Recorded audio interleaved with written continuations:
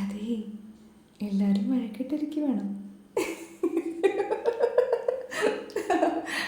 വഴക്കിടാണ്ട് പിന്നെ അല്ലേ? ഒരാഴ്ചയായി ഞാൻ വന്നിട്ട്.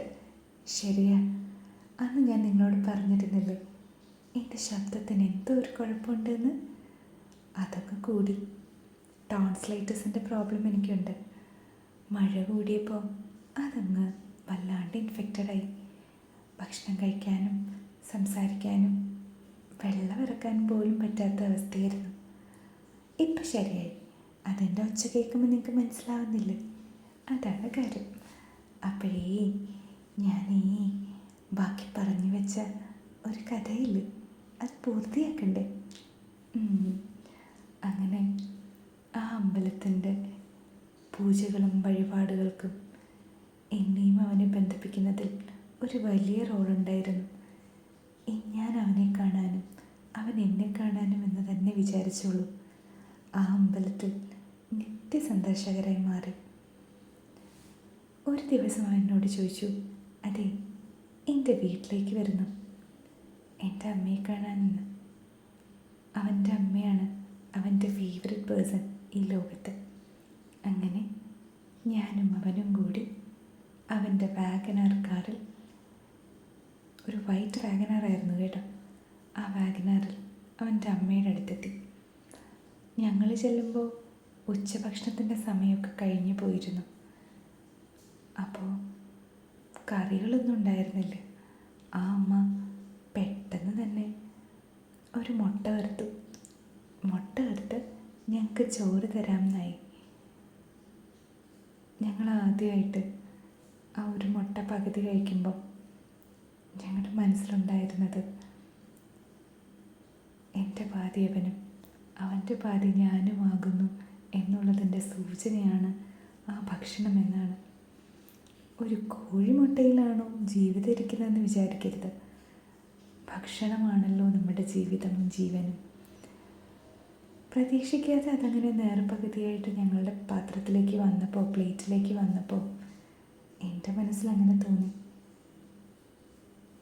എന്നിട്ട് അവൻ എന്നെ തിരിച്ചു കൊണ്ടാക്കാൻ കാറിലേക്ക് വരുമ്പോൾ എന്നോട് അവൻ ചോദിച്ചു, അതെ, എൻ്റെ പകുതി മുട്ടയൊക്കെ കഴിച്ചില്ലേ എന്ന് ചോദിച്ചു.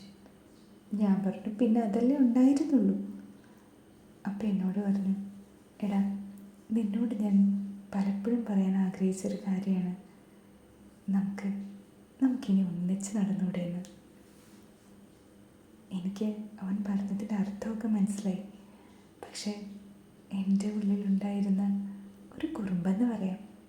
ഞാൻ അവനോട് പറഞ്ഞു, പിന്നെ നമ്മളിപ്പോൾ മുന്നിലും പിന്നിലുമായിട്ടാണോ ഇരിക്കുന്നത്?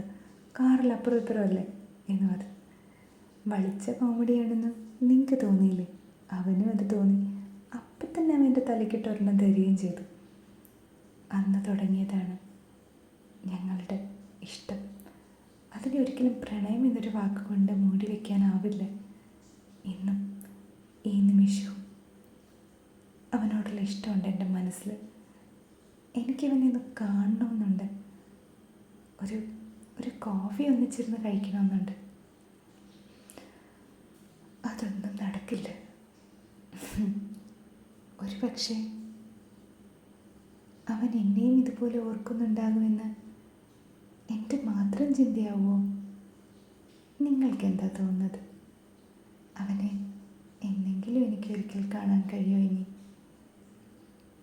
എനിക്ക് അവനെ കാണണമെന്ന് മനസ്സ് തൊട്ടൊരാഗ്രഹമുണ്ട് എനിക്ക്. അതുപോലെ അങ്ങനെ ഞങ്ങൾ ആ യാത്ര തുടങ്ങി. ആ യാത്ര അങ്ങനെ നീണ്ടു പോയി. ഞങ്ങൾ ഓഫീസിലെ വൈകുന്നേരങ്ങളാക്കാൻ കാത്തിരിക്കാൻ തുടങ്ങി. എന്നും ഞങ്ങൾ കാണുമായിരുന്നു. കാണാതിരിക്കാൻ പറ്റില്ല എന്നായി, സംസാരിക്കാതിരിക്കാൻ പറ്റില്ല എന്നായി. അങ്ങനെ എന്തായാലും ഞങ്ങൾ തമ്മിൽ കല്യാണം കഴിക്കും എന്നൊരു ബോധം ഞങ്ങളുടെ രണ്ടുപേരുടെയും ഉള്ളിൽ എവിടെയൊക്കെയോ വന്നു. അത് ഞങ്ങളെ കൂടുതൽ അടുപ്പിച്ചു. എല്ലാ തരത്തിലും, എല്ലാ അർത്ഥത്തിലും ഞങ്ങൾ ഒന്നായി അങ്ങനെ ഒരു വർഷം ജീവിച്ചു പോയി. പക്ഷേ ഇടയ്ക്ക് എവിടെയോ ഒരു അസ്വാരസ്യം ഞങ്ങൾക്കിടയിൽ വന്നോന്നറിയില്ല. അവനും ഞാനും അകലാൻ തുടങ്ങി. ഇഷ്ടക്കേടുകൾ കൂടിക്കൂടി വന്നു. ബാക്കി നാളെ പറയാം. Good night.